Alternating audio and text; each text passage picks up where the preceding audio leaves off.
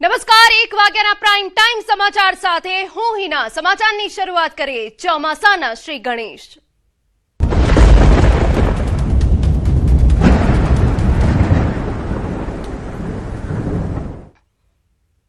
ગુજરાતના ખેડૂતોને મોટો હાશકારો. ગુજરાતમાં ચોમાસાના શ્રી ગણેશ.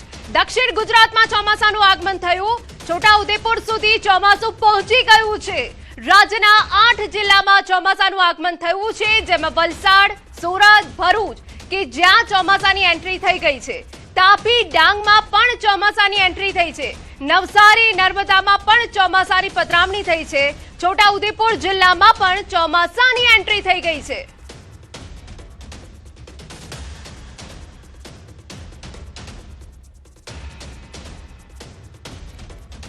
તો હવે અમે આપને એ વિગતો આપી દઈએ કે આખરે રાજ્યમાં ચોમાસાની સ્થિતિ શું છે. ખેડૂતો માટે આનંદના સમાચાર છે.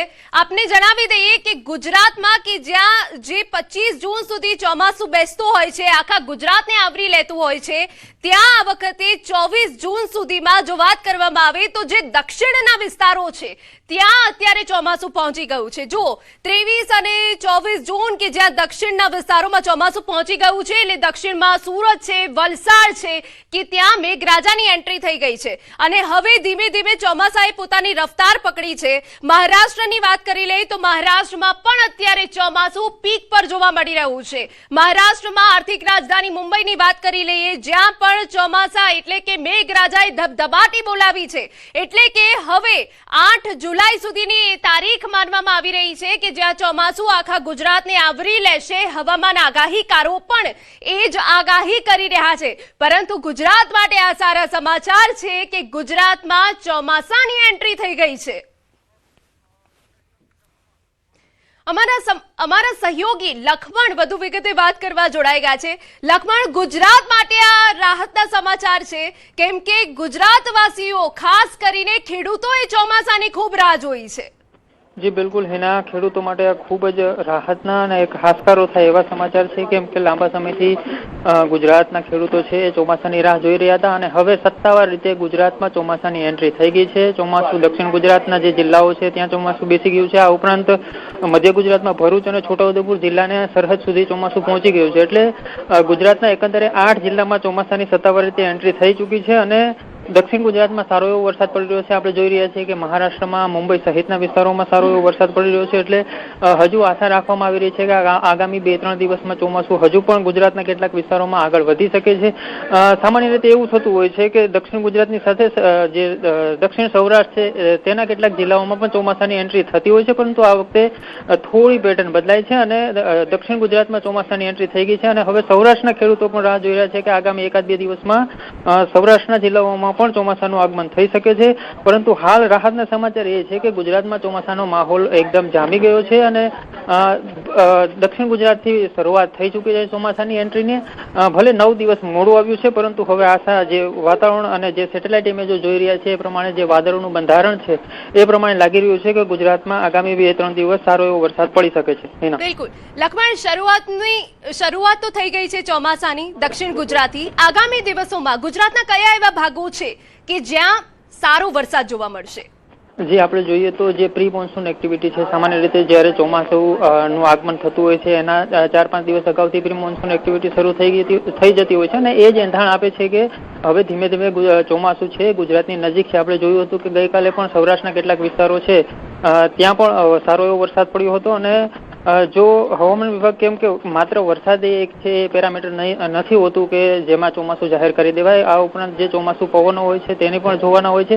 એટલે હવામાન વિભાગના પેરામીટર પ્રમાણે જ્યારે પણ જે બંધ બેસતું જે એના માપદંડ નક્કી છે એ પ્રમાણે થશે ત્યારે હવામાન વિભાગ સત્તાવાર રીતે સૌરાષ્ટ્રના કયા ભાગોમાં ચોમાસું બેઠું એની પણ જાહેરાત કરશે. પરંતુ હાલ જે હવામાન વિભાગે અપડેટ આપી છે એ પ્રમાણે જે દક્ષિણ ગુજરાત છે આ ઉપરાંત મધ્ય ગુજરાતના 2 જિલ્લામાં આમ જે છે ચોમાસાનું આગમન થઈ ગયું છે. આ ઉપરાંત મધ્યપ્રદેશના કેટલાક ભાગોમાં પણ ચોમાસાનું એન્ટ્રી થઈ છે અને હવે ધીમે ધીમે ચોમાસું આગળ વધી રહ્યું છે. હિના, બિલકુલ આભાર તમામ વિગતો બદલ. તો દક્ષિણ ગુજરાતમાં ચોમાસાનું આગમન થયું છે, ખેડૂતો માટે આનંદના સમાચાર છે. હવે અમે આપને એ જણાવી દઈએ કે આખરે કયા કયા ભાગોમાં ચોમાસાનું આગમન આગમન થયું છે, તો જે દક્ષિણના ભાગો છે ત્યાંથી આ વખતે ચોમાસાએ શરૂઆત કરી છે, જેમાં છોટાઉદેપુર, ભરૂચ, નર્મદા, સુરત, નવસારી, તાપી, વલસાડ અને ડાંગમાં ચોમાસાએ એન્ટ્રી લઈ લીધી છે. સાથે મધ્ય ગુજરાતના પણ કેટલાક એવા જિલ્લાઓ છે જ્યાં વરસાદ પડ્યો છે, પરંતુ દક્ષિણથી ચોમાસાની શરૂઆત થઈ છે. દક્ષિણમાં સારો એવો વરસાદ પડ્યો છે અને હવામાન વિભાગે પણ એ જણાવ્યું છે કે હવે આગામી દિવસોમાં પણ દક્ષિણ સહિતના જે ઉત્તર ગુજરાત અને મધ્ય ગુજરાત છે ત્યાં પણ સારો એવો વરસાદ પડશે. પરંતુ હાલ ખેડૂતો માટે સૌથી મહત્વના સમાચાર, પરંતુ સૌથી રાહતના સમાચાર કે દક્ષિણ ગુજરાતમાં ચોમાસું બેઠું. भले ही गुजरात में प्रवेश किया है दक्षिण भागों में, लेकिन ये हफ्ते में थोड़ी आगे की प्रोग्रेस उसकी धीमी रहेगी और दक्षिण गुजरात और जो दक्षिण सौराष्ट्र के इलाके हैं इन्हीं इलाकों में ये हफ्ते में हम बारिश की गतिविधियां देख सकते हैं, क्योंकि अब भी उत्तर मध्य गुजरात, सौराष्ट्र के ज़्यादातर इलाके और कच्छ के इलाकों में सूखा हवा का अभी भी दबदबा बना हुआ है. तो जब तक वो सूखा हवा वहाँ से हटता नहीं है तब तक मानसून भी गुजरात को पूरी तरह से नहीं कवर कर पाएगा.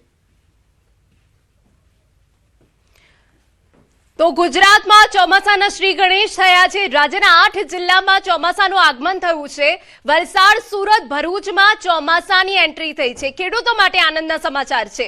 ગુજરાતમાં હવે ખેડૂતોને મોટો હાશકારો થયો છે, કેમ કે આ વખતે જે અલ નીનોની અસર વર્તાઈ હતી તેના કારણે ગુજરાતમાં ચોમાસું થોડું મોડું બેઠું છે, પરંતુ હવે જ્યારે ગુજરાતમાં ચોમાસાના શ્રી ગણેશ થયા છે તો ખેડૂતોએ પણ વાવણીની તૈયારીઓ હવે કરી લીધી છે અને એક રાહત સમાચાર અહીંયા ખેડૂતો માટે પણ છે. આપને જણાવી દઈએ કે દક્ષિણ ગુજરાતમાં ચોમાસું બેઠું છે, જેથી કરીને દક્ષિણના જે ખેડૂતો છે તેઓ માટે સૌથી મોટો હાશકારો છે.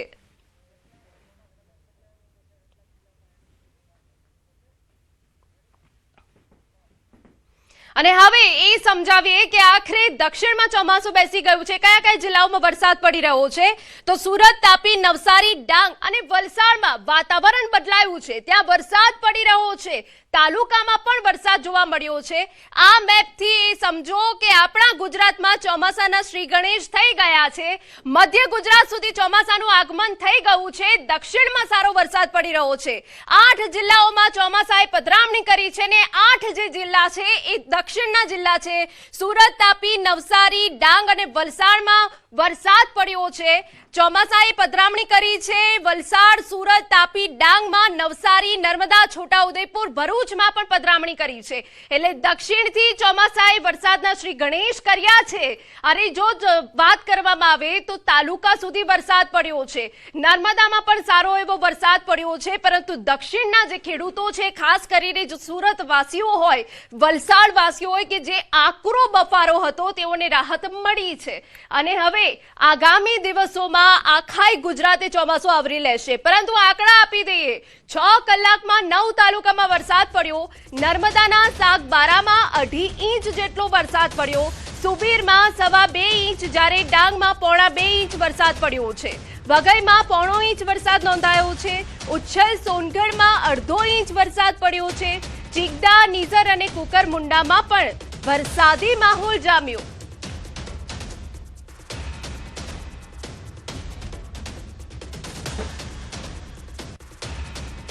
નર્મદાના સાગબારા તાલુકામાં તોફાની વરસાદ પડ્યો. સાગબારા, સેલંબામાં મુશળધાર વરસાદ પડ્યો.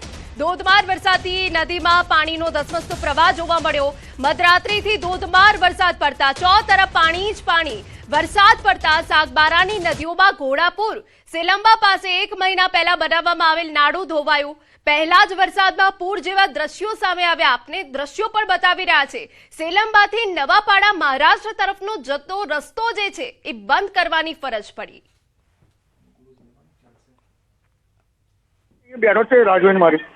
અમારા સંવાદદાતા દીપક વધુ વિગતે વાત કરવા જોડાયા છે. દીપક, શું સ્થિતિ વરસાદને લઈને? હેલો જી દીપક, વરસાદને લઈને હાલ શું સ્થિતિ સર્જાઈ છે?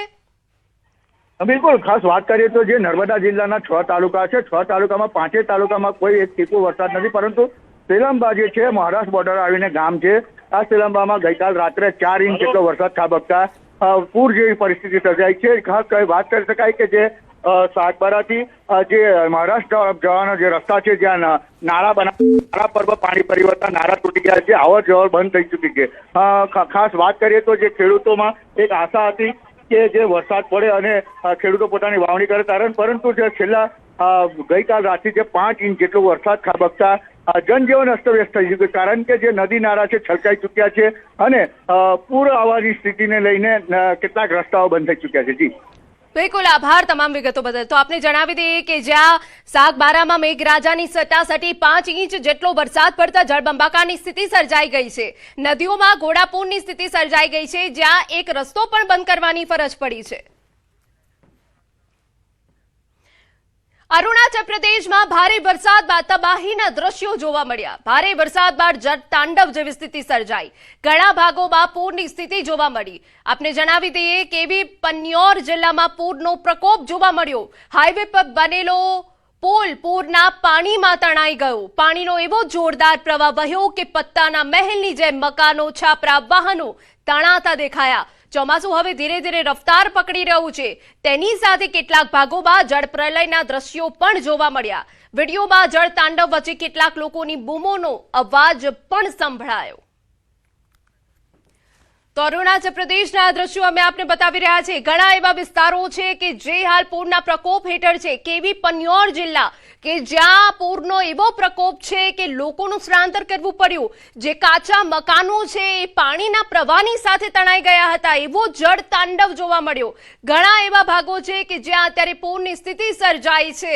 આપને જણાવી દઈએ, રાહત અને બચાવ કામગીરી પણ શરૂ કરાઈ છે. વાત હવે આગળ સમાચારમાં કરીએ તો છેલ્લા 12 દિવસથી આસામમાં ધાકુ આખાના વિસ્તારના લોકોનો સંપર્ક તૂટી ગયો છે.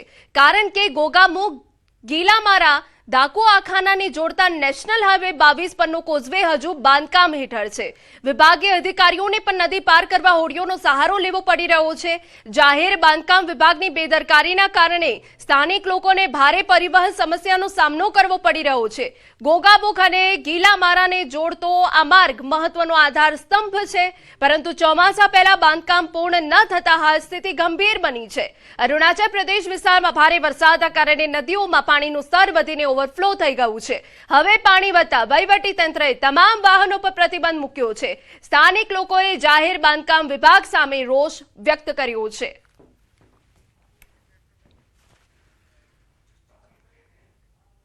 અને હવે વાત આર્થિક રાજધાની મુંબઈની કરીએ તો ઉપનગરોમાં મંગળવાર રાતથી જ મુશળધાર વરસાદના કારણે અનેક ઘણા નીચાણવાળા વિસ્તારો પાણીમાં ગરકાવ થઈ ગયા, જેની તસવીરો અમે આપને બતાવી રહ્યા છે. ઠાણે, અંધેરી, કિંગ સર્કલ, દાદર, હિન્દુ કોલોની, ભાંડુપ, નવી મુંબઈ, વસઈ, વિરાર, નાલા સોપારા સહિત આ વિસ્તારોમાં પાણી ભરાઈ ગયા છે. પ્રથમ વરસાદમાં જ મુંબઈ પાણી થઈ ગયું છે. હા, વાહન ચાલકોને હાલાકી ભોગવવી પડી રહી છે. રાહદારીઓને પણ અવરજવર કરવામાં મુશ્કેલી સર્જાઈ રહી છે, જેથી લોકો બીએમસી પર રોષ ઠાલવી રહ્યા છે. જો કે મેઘરાજાના ધમાકેદાર આગમનના કારણે ગરમી અને ઉકળાટથી પરેશાની લોકોએ રાહતનો શ્વાસ લીધો છે.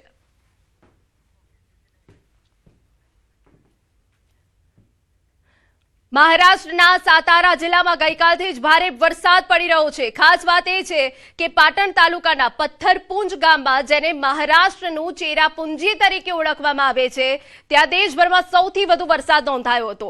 પથ્થરપુંજમાં 174 મિલીમીટર વરસાદ નોંધાયો, જ્યારે કોઈના ડેમ વિસ્તારમાં 71 મિલીમીટર, નવજા અને 52 મિલીમીટર, મહાબળેશ્વરમાં 4 મિલીમીટર વરસાદ નોંધાયો છે. ભારે વરસાદના કારણે સમગ્ર વિસ્તારમાં ઠંડક પ્રસરી ગઈ અને નદીઓ નાળાઓમાં પાણીની આવક વધવા લાગી. આ વરસાદની ખેડૂતોમાં ખુશીનો માહોલ જોવા મળ્યો. બીજી તરફ રાજ્યના જાણીતા પર્યટન સ્થળોમાંના એક એવા ઓરઝાડે ધોધમાં ફરી પાણીનો જોરદાર પ્રવાહ જોવા મળ્યો.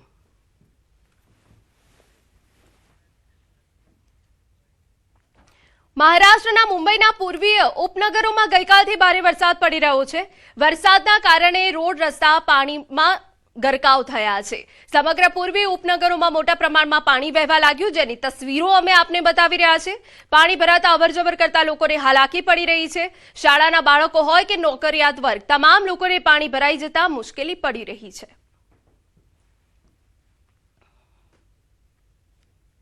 મહારાષ્ટ્રના છત્રપતિ સંભાજીનગર જિલ્લામાં સિલ્લોડ, ગંગાપુર અને ખુલતાબાદ તાલુકાઓ સહિત અનેક વિસ્તારોમાં સાંજથી જ ભારે વરસાદ શરૂ થયો છે. જિલ્લાના મોટાભાગના વિસ્તારોમાં વરસાદના જોરદાર ઝાપટા વરસતા વાતાવરણમાં ઠંડક પ્રસરી ગઈ. સિલ્લોડ તાલુકાના ભરાડી વિસ્તારમાં ભારે વરસાદના કારણે નદીમાં જોરદાર પૂર આવ્યું. લાંબા સમયની વરસાદની રાહ જોઈ રહેલા ખેડૂતોમાં આ વરસાદથી ખુશીનો માહોલ છવાયો. વરસાદના આગમનથી ખેતીની કામગીરીને વેગ મળશે અને પાક માટે જરૂરી ભેજ પણ ઉપલબ્ધ થશે તેવી આશા વ્યક્ત કરવામાં આવી.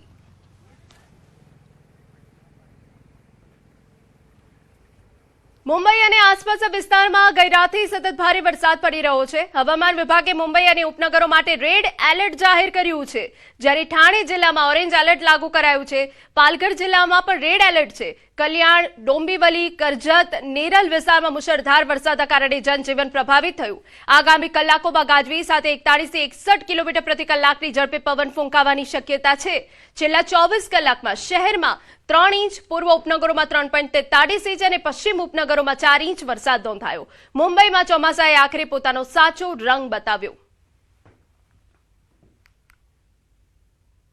रात भर यहाँ पे जल भराव हो रहा है, रात से बारिश हो रही है. आप देख सकते हैं ये नाला सोपारा का तुलेंज एरिया है और ये यहाँ पे पुलिस स्टेशन भी है. यहाँ पे आप देख सकते हैं तो ये मैनेजमेंट है, ना रिक्शा है, ना ऑटो, ना बस है टाइम पर. और जॉब वाले समझते नहीं है ये चीज. जॉब वाले पैसा काटेंगे, बट कैसा है आम आदमी ये चीज में पिसता रहेगा. ये बीएमसी फेलियर है. हालांकि बारिश लेट आई है, मैनेजमेंट हो सकता था, बट कुछ मैनेजमेंट नहीं है. आप देख सकते हैं आजू बाजू घुटने तक पानी भर रहा है, कोई मैनेजमेंट नहीं है. और टाइम पे जाना जरूरी है, वरना पैसे भी कटे. आम आदमी मतलब हर तरीके से फंसेगा. यहाँ पे महानगर पालिका का ये फेल्यूर है, ऐसा यहाँ के लोगों का कहना है. महानगर पालिका के अधिकारी और ठेकेदार के ऊपर कुछ कार्रवाई होगी क्या, ये सब आपको देखना पड़ेगा, क्योंकि यहाँ पे जो अधिकारी है उनके ऊपर कार्रवाई होनी चाहिए, ऐसे लोगों की मांग है.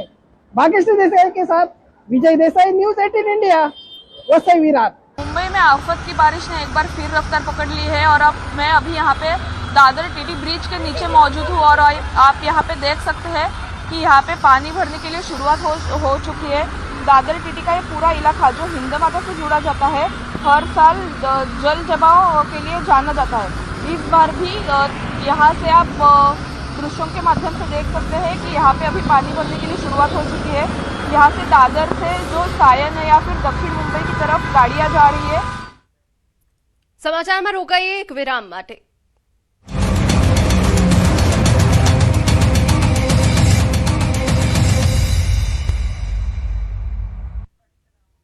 વિરામ બાદ સ્વાગત. અરવલ્લી જિલ્લાના ખેડૂતો કાગડોળે વરસાદની રાહ જોઈ રહ્યા છે. ચોમાસું નિયત સમય કરતા મોડું જોવા મળતા ખેડૂતો ચિંતામાં મુકાયા છે. ત્યારે ખેડૂતોનું કહેવું છે કે તેમણે મગફળી, કપાસ અને સોયાબીનનું વાવેતર કરી દીધું છે. સારા વરસાદની અપેક્ષાએ 1 વીઘામાં 10 થી 25,000 રૂપિયાનો ખર્ચ કરી દીધો છે અને હવે ખેડૂતો વરસાદની રાહ જોઈ રહ્યા છે. તો વળી અમુક ખેડૂતોએ વાવેતર કરેલા ખેતર ન સુકાય તે માટે અન્ય રસ્તા અપનાવ્યા છે. ત્યારે હવે ખેડૂતો પાસે મીટ માંડીને બેસવા સિવાય કોઈ રસ્તો નથી બચ્યો. ખેડૂતોનું કહેવું છે કે જો વરસાદ નિયત સમય પ્રમાણે નહીં આવે તો ખેડૂતોને નુકસાન થશે.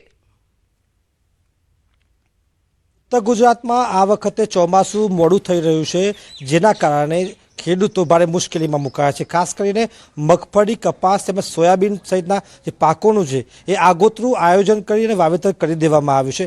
મારી પાછળ તમે ખેડૂતો જોઈ શકો છો કે અરવલ્લી જિલ્લાના ખેડૂતો ખેતી પર નિર્ભર છે અને જેમની આજીવિકા છે એ ખેતી ઉપર રહેલી છે. આ સંજોગોમાં જે ચોમાસું છે એ મોડું થવાના કારણે ખૂબ મોટી મુશ્કેલી આવી રહી છે. અત્યારે વાવેતરમાં મેં મગફળી અને કપાસનું વાવેતર કર્યું છે. મગફળીના બિયારણ એટલા ઊંચા છે અને ખાતરના ભાવ પણ વધી ગયા છે.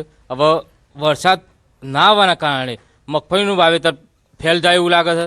હવે ફેલ જવાના કારણે અત્યારે તો દેવામાં છીએ અને વધારે દેવામાં ડૂબી જવાય અને અલનું પેલું વાવાઝોડું આવવાનું છે એના કારણે વરસાદ થવાનો નથી. 65% ઓછો વરસાદ થવાનો. એટલે હવે આગળ ખેતી શું કરી, કારણ કે અત્યારે તો વાવી દીધું છે, હવે પૈસા તો નથી. હવે ફેરથી પાછું જો આના પરિસ્થિતિ આવે તો પરિસ્થિતિ ભયંકર. અમારે કૂવામાં પાણી બોરમાં નેચા જતા રહે અને હવામાન વરસાદના લક્ષણો દેખાતા નથી અને પાણી કેટલું પાવાના અમે, એટલે ખેતી તો નિષ્ફળ જવાની છે આ વખત. આગળ પાણી વગર નુકસાન બહુ ખાદ પડી જાય છે. પાણી બહુ ઊંડો જતો રહેશે અને ખર્ચા બધા વધી ગયા છે. ખેડૂતને કઈ બાજુ જવું એવું છે, વરસાદ આવતો નહીં. અત્યારે તળાવના પાણી ભરવામાં આવે પણ તળાવ છેક દૂર હોય ને ખેતર તો ત્યાં એનો ભેજ આવી શકે ના, તો એ તો કોઈ પાણીનો આવરો થવાનો નથી. પાણીનો આવરો થાય નહીં એટલે તો કોઈ ફાયદો નથી. કપાસ, સોયાબીન સહિતના જે પાકોમાં જે વીઘા દીઠ 10,000થી લઈને 25,000 રૂપિયાનો જે ખર્ચ કર્યો છે એ ક્યાંક ને ક્યાંક માથે પડે તેવી સ્થિતિનું નિર્માણ થયું છે. હાર્દિક પટેલ, ન્યૂઝ 18 ગુજરાતી, અરવલ્લી. મહત્વના સમાચાર જૂનાગઢમાંથી. કેશોદમાં હોટલના દાળ ભાતમાં ઈયળ નીકળી હોવાની વિગતો મળી રહી છે. હરિપ્રસાદ પરોઠા હાઉસે આ ઘટના સામે આવી છે. ગ્રાહકે ફરિયાદ કરતા સંચાલક ગુસ્સે થઈ ગયા. લોકોના આરોગ્ય સાથે ખુલ્લેઆમ છેડા. હોટલમાં સ્વચ્છતાના લીરે લીરા ઉડ્યા છે. નગરપાલિકા આરોગ્ય વિભાગ સામે પણ હવે સવાલો ઉભા થયા છે.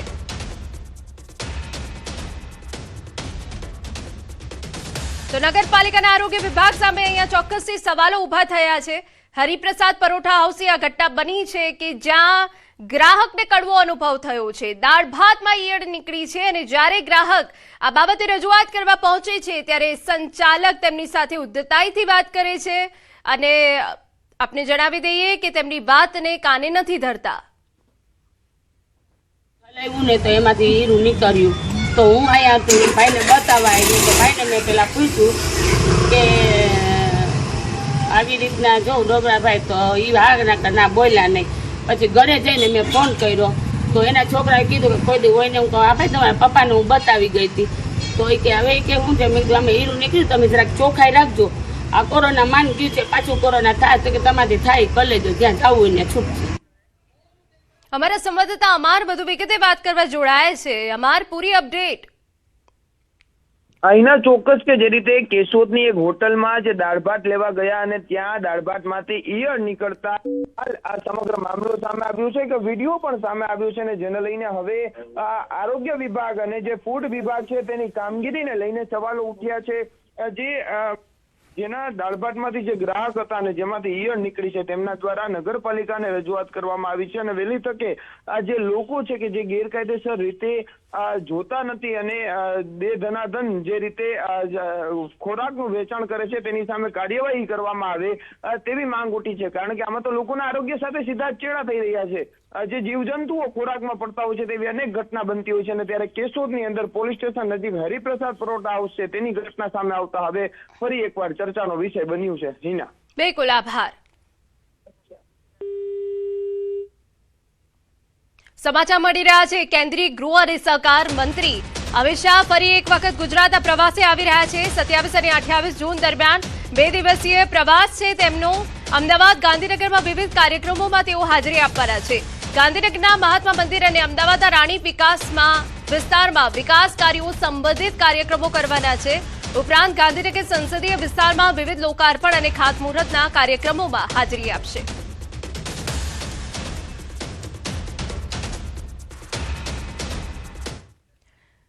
સમાચાર જામનગરમાંથી. મનપાની એસ્ટેટ વિભાગની ટીમ પર જીવલેણ હુમલો થયો. સૌરાષ્ટ્રના સૌથી લાંબા ફ્લાયઓવર બ્રિજ નીચે દબાણ હટાવવા ગઈ હતી ત્યારે ટીમ પર હુમલો કરવામાં આવ્યો. ગેરકાયદે દબાણો દૂર કરવા ગયેલા 5 કર્મચારીઓ પર દબાણકર્તાઓએ પથ્થરમારો કર્યો અને તેમના પર મરચાની ભૂકી તથા સ્પ્રે છાંટ્યા. ઇજાગ્રસ્ત થયેલા 5 કર્મચારીઓને સારવાર માટે હોસ્પિટલ ખસેડવામાં આવ્યા. ઘટનાની જાણ થતાં ડેપ્યુટી મેયર રાકેશ ડેર અને સ્ટેન્ડિંગ કમિટીના ચેરમેન ધીરેન મોનાણી સહિતના પદાધિકારીઓ હોસ્પિટલ દોડી આવ્યા. સમગ્ર ઘટના અંગે પોલીસ ફરિયાદ નોંધવામાં આવી. નીચેથી છેલ્લા 3 થી 4 દિવસથી જે લોકો દબાણ કરીને રહેતા હતા એ લોકોને દૂર કરવાની રેગ્યુલર બેઝ ઉપર કામગીરી થતી હતી. બધી વસ્તુઓ ભેગી કરીને રાખેલી હતી. જેવી સાંજે ટીમ ગઈ ત્યારે તેના ઉપર હુમલો કરી દેવામાં આવેલો હતો. તેમાં 5 સ્ટાફ જે છે એસ્ટેટના એને માથામાં તેમજ હાથ પગમાં ઈજાઓ થઈ હતી, જેને તાત્કાલિક જીજી હોસ્પિટલમાં સારવાર માટે શિફ્ટ કરવામાં આવેલા હતા અને પોલીસ ફરિયાદ કરવામાં આવેલી છે. સમાચાર મહેસાણામાંથી. મનપામાં કમિટીઓની રચના મુદ્દે વિવાદ થયો. ભાજપ નેતા મેન્ડેટ લઈને પહોંચતા હોબાળો થયો. સાધારણ સભામાં ભાજપ નેતાની દખલગીરીથી હંગામો થયો. ભાજપ કોંગ્રેસ સભ્યો વચ્ચે ઉગ્ર બોલાચાલી થઈ. કમિટીઓ જાહેર થાય તે પહેલા જ રાજકીય ગરમાવો.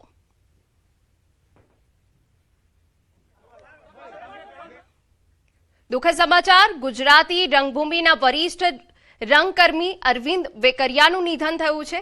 રંગભૂમિ અને ફિલ્મ જગતમાં શોકની લાગણી વ્યાપી ગઈ છે.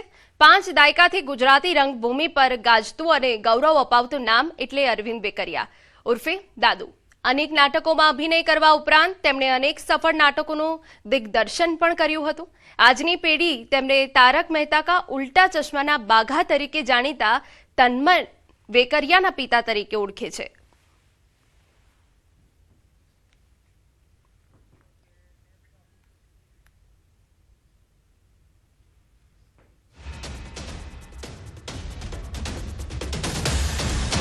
તો દાદુ તરીકે જાણીતા વરિષ્ઠ કલાકારનું નિધન થયું છે, અરવિંદ વેકરિયા, કે જેમનું નિધન થયું. સમાચાર રાજકોટમાંથી. આજી નદીમાં ગંદકીના મુદ્દે કોંગ્રેસના કોર્પોરેટરે અનોખો વિરોધ નોંધાવ્યો. કોર્પોરેટર પોતે નદીમાં ઉતરીને સફાઈ કરતા જોવા મળ્યા હતા. તેમણે ચેતવણી આપી કે જરૂર પડશે તો આગામી દિવસોમાં જેસીબી મશીનની મદદથી પણ સફાઈ કરવામાં આવશે. આપને તસવીરો બતાવી રહ્યા છે. આ સાથે તેમણે મેયર પર આક્ષેપ કરતા કહ્યું કે જીત બાદ રામનાથપરા મહાદેવ ખાતે ધજા ચડાવવામાં આવે છે, પરંતુ અહીં સફાઈ માટે કોઈ પગલાં લેવામાં આવતા નથી. પ્રી મોન્સૂન કામગીરી સામે તેમણે સવાલ ઉઠાવ્યા.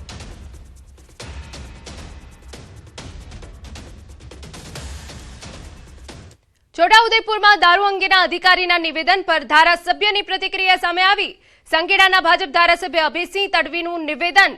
એ વાત કદાચ એમણે જોઈ હોય. હું આખા વિસ્તારમાં ફરું છું.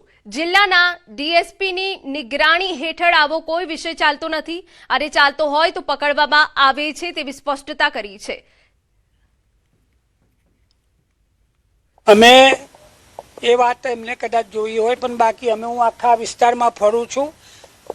જિલ્લાના ડીએસપી એમની નિગરાની હેઠળ આવું કોઈ વિષય ચાલતો નથી, અને ચાલતો હોય તો પકડવામાં આવે છે. એટલે કાયદો અને વ્યવસ્થાની સ્થિતિ સારી છે. સારો વિષય મૂકીએ, સારું ધ્યાન આપીએ, સારી લાગણી કરીએ. આ ભાવિને આપણે આગળ વધારવાનું છે.